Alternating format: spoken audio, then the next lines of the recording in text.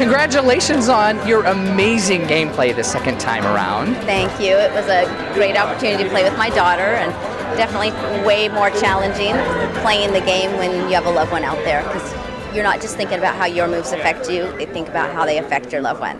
And it was wearing and tiring. More challenging than playing with Russell Hantz. Who?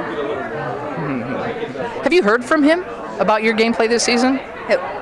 Oh, so he's out of the picture. So yeah, this was a great season. I love it, I love it. So your daughter literally came out of nowhere this season.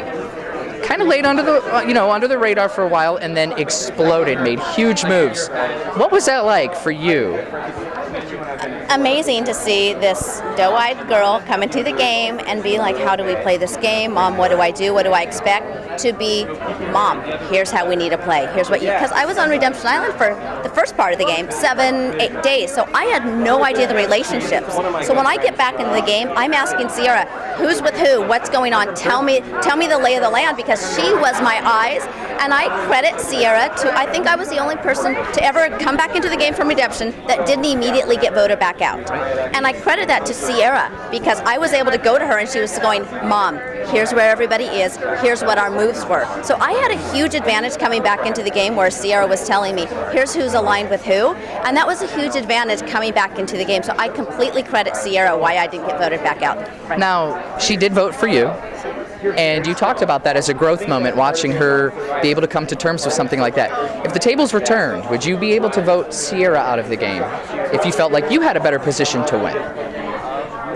That's a hard question. If it was the exact same situation that it was in mine, I would have, because her vote wouldn't have mattered anyway. And it wouldn't have mattered anyway. And it wouldn't have mattered who's on Redemption Island and who wasn't. There's so many elements in this game that would affect whether I would have sent Ciera out or not. Who had a better chance at Redemption Island? Would it have been me over there or Ciera over there? I mean, it's just not a black or white answer whether you could vote him out.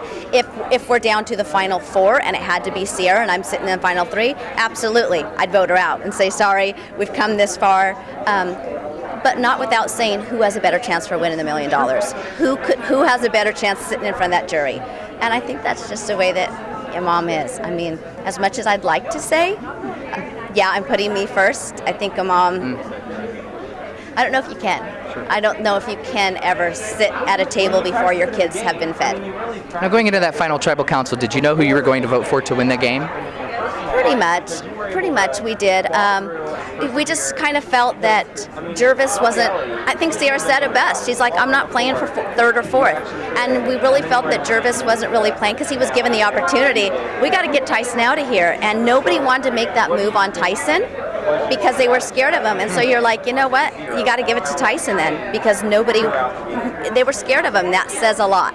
Now explain your thoughts on Monica, because she was all over the place with her emotions, especially at that final tribal.